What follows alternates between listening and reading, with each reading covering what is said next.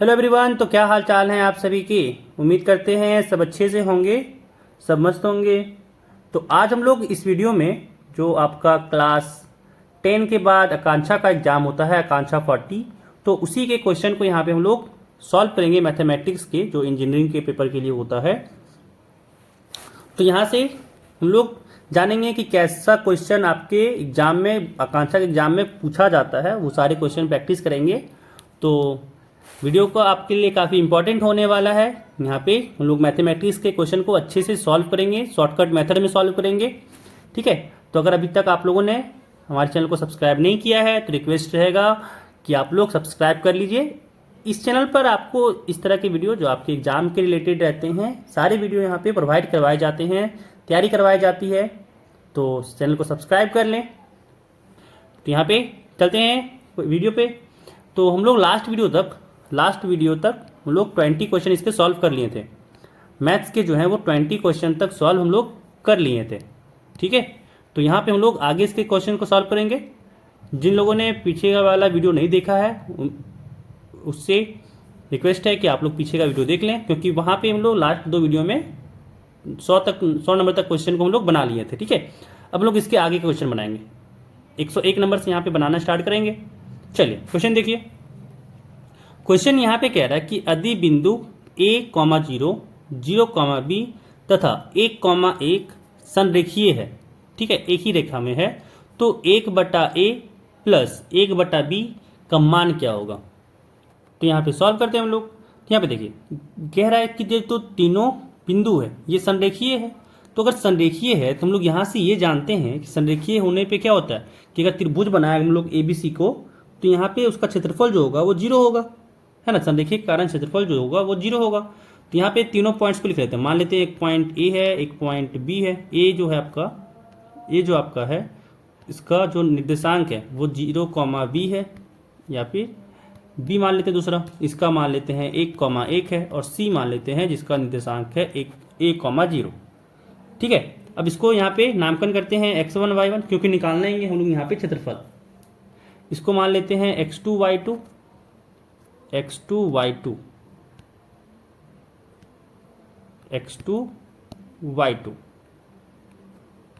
और इसको मान लेते हैं x3 y3। ठीक है। हम लोग अगर बात करें क्षेत्रफल का फॉर्मूला, तो क्षेत्रफल का जो फॉर्मूला होता है वो होता है 1/2 modulus x1 y2 minus y3 plus x2 y3 minus y1 plus x3 y1 minus y2। ठीक है। अब ये तीनों संरेखीय है, ABC संरेखीय है, तो जो उसका क्षेत्रफल बनेगा, त्रिभुज ABC का जो क्षेत्रफल बनेगा वो 0 होगा, है ना। संरेखीय होने के कारण त्रिभुज का क्षेत्रफल तो 0 हो जाएगा। तो ये बराबर हो जाएगा 0 बराबर 1/2। अब सारा को मान यहाँ पे पुट करते हैं। x1 0 है तो 0 गुने हो गया यहाँ पे y2 1 माइनस y3 यहाँ पे 0, फिर प्लस x2 1 है, x2 यहाँ पे 1 है, तो यहाँ पे 1 आ गया गुने y3, तो y3 यहाँ पे 0 माइनस y1, तो y1 यहाँ पे b। ठीक है। फिर प्लस x3, तो x3 यहाँ पे a है, गुने y1, तो y1 यहाँ पे है b, माइनस y2 यहाँ पे 1 है। ठीक है। ये हो गया आपका 0 के बराबर। अब देखिए ये 1/2 इधर भेज दें 2 को, तो 0 हो जाएगा, है ना। यहाँ से क्या बना 0 बराबर, यहाँ पे भी ये 0 हो गया, और यहाँ से बना 1 गुने 0 0, माइनस b से गुना किया तो माइनस b हुआ। फिर जब a से गुना किए तो यहाँ पे आया ab। ठीक है। a गुने b ab, और साथ में आया माइनस का a, है ना। अब क्या कहते हैं a और b को बाएं तरफ भेज दें, तो यहाँ पे आ गया a प्लस b बराबर ab। ठीक है। अब यहाँ पे ab से भागा करते हैं, तो जैसे ही ab से भागा दिए यहाँ पे आ गया बराबर में 1। अब अलग अलग जब इसको भागा दिए तो यहाँ से आ गया a/ab प्लस b/ab बराबर 1। a से a कटा, b से b कटा, यहाँ पे क्या बना, यहाँ पे बना 1/b प्लस 1/a बराबर 1। और यही तो वैल्यू चाहिए था हम लोग को, इसी का तो वैल्यू चाहिए था हम लोग को कि 1/b जोड़ 1/a का वैल्यू क्या होगा। यहाँ पे आ गया 1, ऑप्शन नंबर दूसरा। ठीक है, चलिए सवाल देखिए अगला। अगला सवाल यहाँ पे कह रहा है कि किसी बाह्य बिंदु Q से वृत्त पर स्पर्श रेखा का लंबाई जो है वो 24 सेंटीमीटर है तथा केंद्र से Q की दूरी 25 सेंटीमीटर है, तो वृत्त की त्रिज्या क्या है। ठीक है, यहाँ पे चलिए एक सवाल बना, यहाँ पे एक फिगर बना लेते हैं इसके लिए एक यहाँ पे हम लोग चित्र बना लेते हैं। तो चित्र क्या हो जाएगा, चित्र कह रहा है यहाँ पे कि एक आपके पास वृत्त है ना, और एक बाहर का पॉइंट के पास जो Q है, ठीक है, एक बिंदु Q है, वहां से एक स्पर्श रेखा खींचा गया। Q से आपका वृत्त पर एक स्पर्श रेखा खींचा गया, मान लेते हैं ये स्पर्श रेखा है ना। साथ ही साथ यहाँ पे ये भी मान लेते हैं कि ये आपका यहाँ पे केंद्र है। तो यहाँ पे कह रहा है कि जो इसका लंबाई है, स्पर्श रेखा का जो लंबाई है वो दिया हुआ है। स्पर्श रेखा का जो लंबाई है वो 24 सेंटीमीटर है और केंद्र से 25 सेंटीमीटर है। ठीक है, यहाँ पे क्या दिया कि ये 24 सेंटीमीटर लंबाई है स्पर्श रेखा का, और अगर बात किया जाए केंद्र से, अगर यहाँ पे बोला जाए आपको केंद्र से कितना दूर है, तो वो भी यहाँ पे दे रखा है, कि केंद्र से इसका जो दूरी है वो दूरी है, एक सेकेंड यहाँ पे मिला लेते हैं, यहाँ पे मिल नहीं रहा है तो कोई ना, हम लोग हाथ से खींच लेते हैं। तो हाथ से अगर इसको खींचे तो ये ऐसे कुछ मिला, और इसका जो डिस्टेंस है इसका दिया हुआ है 25 सेंटीमीटर, ठीक है। और हम लोग जानते हैं कि जो त्रिज्या और स्पर्श रेखा का बीच एंगल होता है वो होता है 90 डिग्री। तो यहाँ पे क्या दिखा, यहाँ पे हम लोग को दिखा कि ये एक समकोण त्रिभुज बना।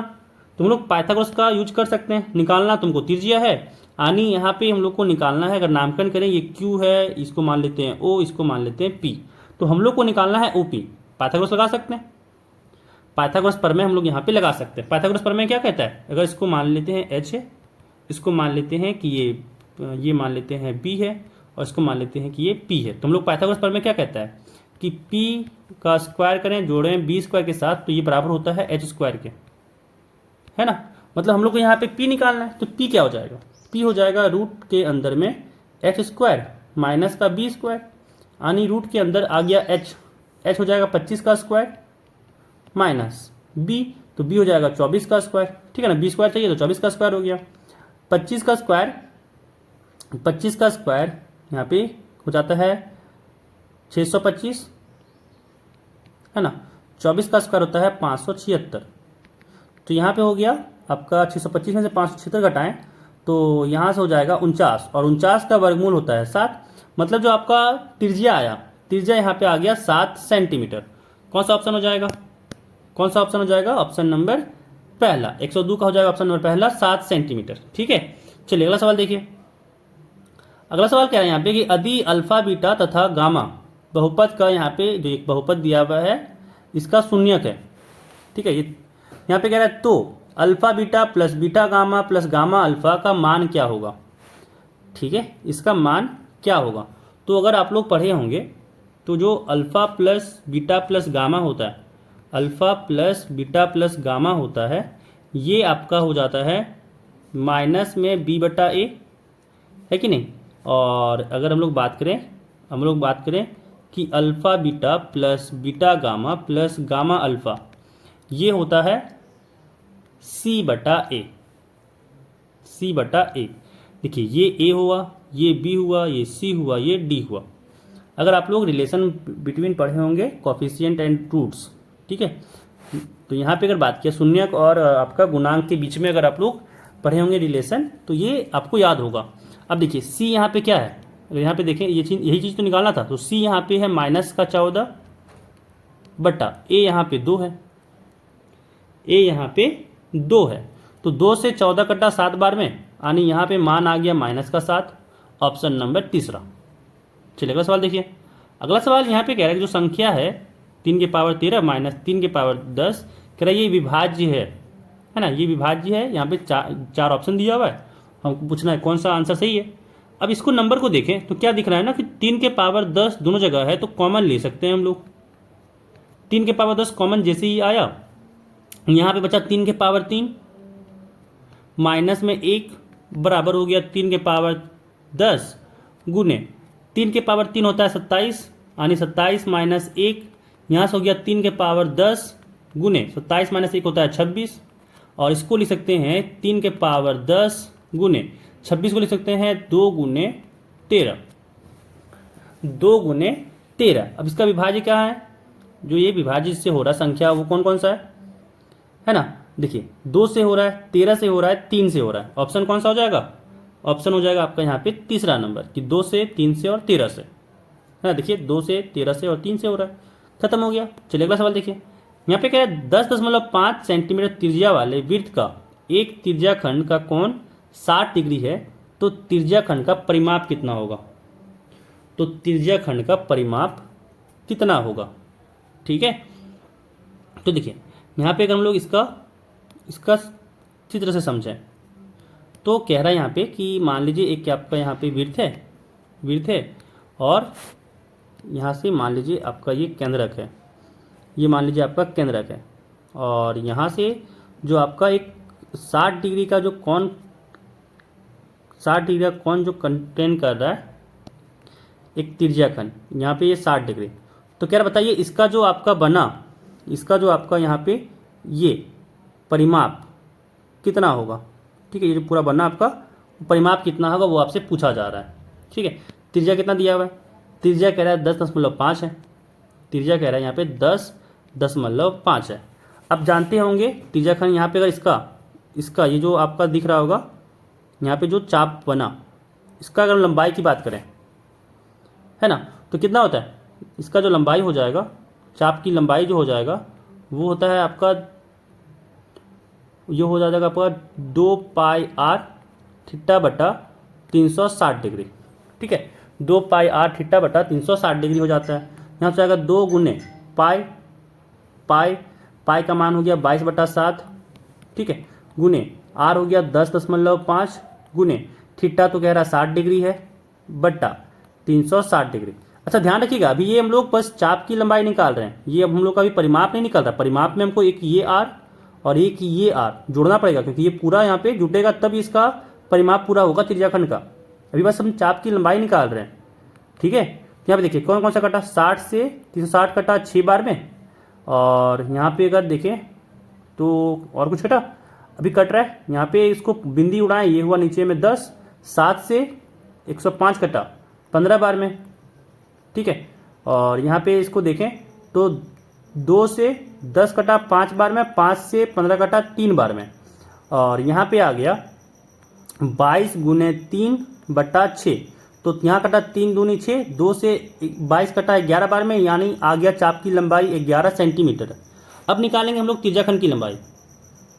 अब हम लोग यहाँ पे निकालेंगे त्रिज्याखंड का परिमाप, त्रिज्याखंड का परिमाप, ठीक है।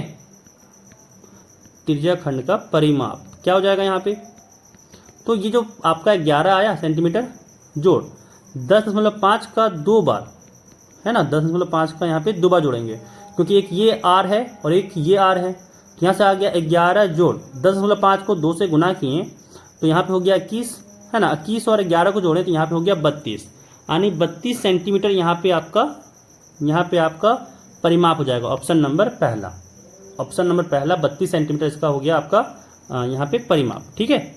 चलिए अगला सवाल देखिए। अगला सवाल यहाँ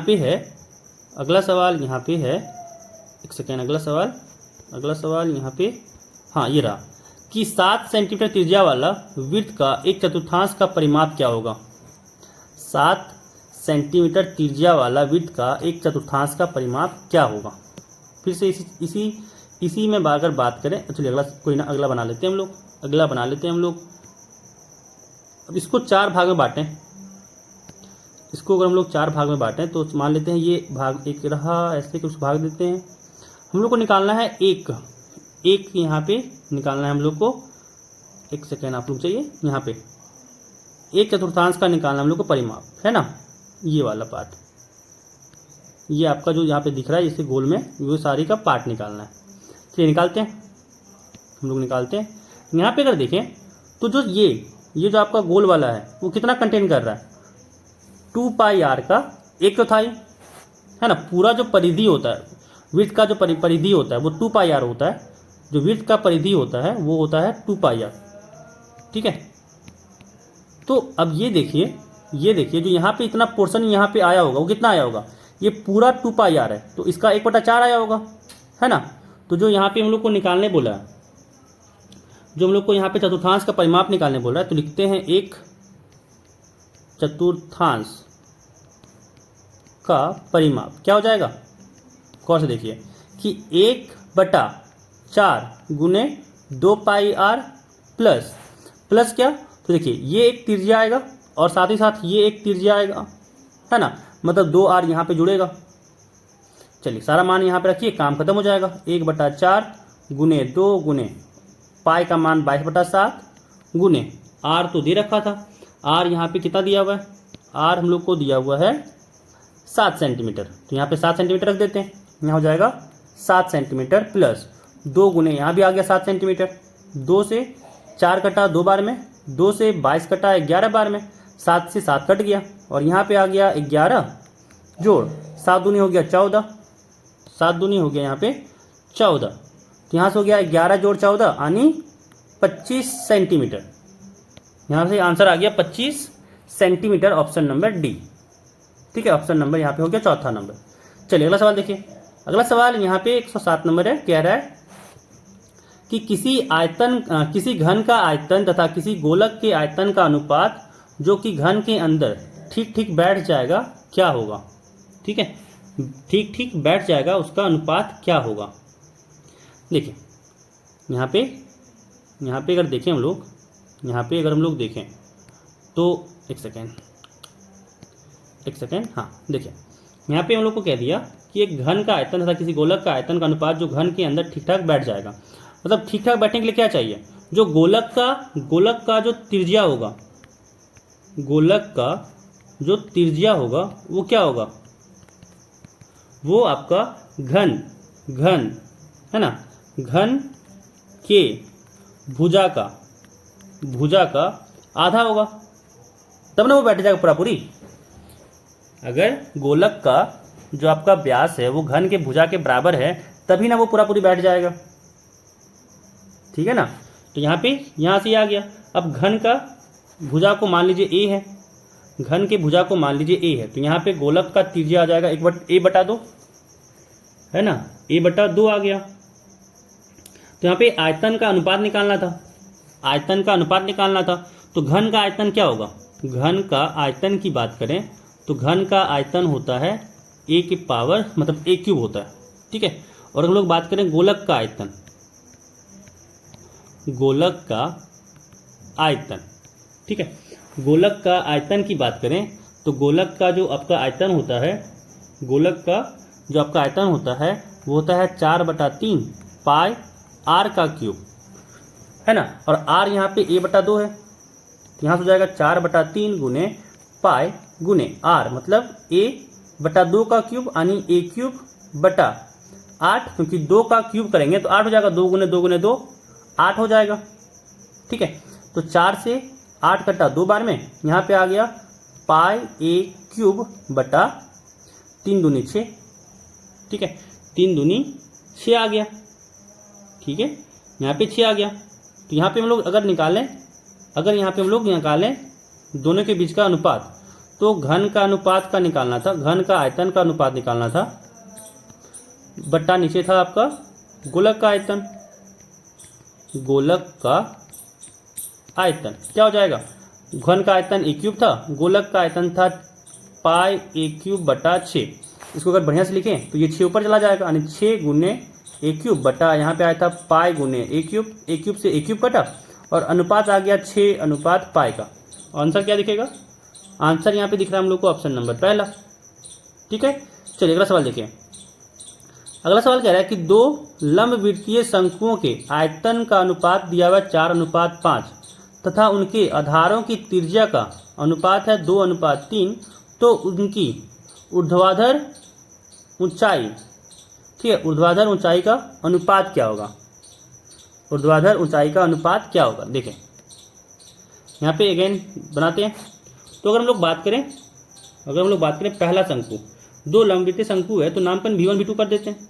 ठीक है, तो अगर हम लोग बात करें V1 का, तो V1/V2 आपको दिया हुआ है, V1/V2 V2 दिया हुआ आपको 4/5, ठीक है। V1/V2 दिया हुआ आपको 4/5, और साथ ही साथ कह रहा है कि इसका जो रेडियस था, आपका जो त्रिज्या था, उसका भी अनुपात 2:3 है। मतलब R1/R2 भी दिया हुआ है, R1/R2 भी यहाँ पे दिया हुआ है 2:3, ठीक है। अगर हम लोग फॉर्मूला की बात करें V1/V2 में, फॉर्मूला क्या हो जाएगा कि 1/3 पाई R1 का स्क्वायर गुने H1 बटा 1/3 पाई गुने R2 का स्क्वायर गुने H2 हो जाएगा, है ना। 1/3 पाई से 1/3 पाई कट जाएगा। V1/V2 यहाँ पे 4/5 दिया हुआ है, बराबर R1/R2, यहाँ पे देखिए स्क्वायर है, R1/R2 का स्क्वायर अगर रहता है तो इसी तो लिखते हैं R1 का स्क्वायर बटा R2 का स्क्वायर, तो इसको वापस से ऐसे तो कर ही सकते हैं। तो R1 का स्क्वायर बटा R2 का स्क्वायर, ये तो R1/R2 का होल स्क्वायर है, मतलब 2/3 का ये पावर 2 है, गुने H1/H2 गुने H1/H2। अब चलिए गुना करते हैं, मतलब पावर यहाँ पे है, यहाँ पे पावर को अगर सॉल्व किए तो आप 4/5, 2 का पावर 2 4 हो गया, 3 का पावर 2 9 हो गया। दिस इज इक्वल टू, यहाँ से H1/H2 चाहिए, तो H1/H2 के लिए क्या करना पड़ेगा, 9 को उधर गुना, यानी 4 गुने 9 बटा ये 4 नीचे गुना, मतलब 5 गुने 4, 4 से 4 कटा और यहाँ पे आ गया 9/5, यहाँ पे आ गया 9/5। ऑप्शन नंबर दूसरा 9/5 इसका हो जाएगा आपका ऊर्ध्वाधर ऊंचाइयों का अनुपात। चलिए अगला सवाल देखिए, कह रहा है एक जार में 24 कंचे हैं जिनमें कुछ हरे हैं और कुछ नीले हैं। यदि इस जार में से अदृश्य एक कंचा निकाला जाता है तो इस कंचे के हरा होने की प्रायिकता 2/3 है, तो जार में नीले कंचों की संख्या क्या है, ठीक है। अब देखिए यहाँ पे क्या कह रहा है, यहाँ पे कह रहा है कि एक जार है, ठीक है, इसमें कुछ हरा गेंद था और कुछ नीला गेंद था। तो मान लेते हैं कि X जो है वो आपका ग्रीन बॉल है, ठीक है, और यहाँ पे Y जो है वो आपका नीला गेंद है, यानी ब्लू बॉल है, ठीक है। आपसे क्या बोला गया है कि जो हरा होने की प्रायिकता, एक कंचा को निकाला गया उसका हरा होने की प्रायिकता 2/3 है। यानी यहाँ पे हरा का प्रायिकता अगर हम लोग निकालें, ठीक है, अगर हम लोग प्रायिकता निकालें हरा बॉल का गेंद का प्रायिकता निकालें तो क्या हो जाएगा, हरा गेंद कितना, क्या बताए थे प्रायिकता के लिए हर बार हम यही कहते हैं कि जिसका आपको चाहिए हरा गेंद का चाहिए वो कितना है, तो X है, बटा टोटल कितना गेंद है तो X जोड़ Y है ना। इसका प्रायिकता आपको दिया हुआ था, कि 2/3 है, ठीक है, 2/3 है। तो यहाँ से क्या हो जाएगा 2/3 बराबर में X/X जोड़ Y, X/X जोड़ Y। और साथ ही साथ आपसे एक और चीज़ दिया गया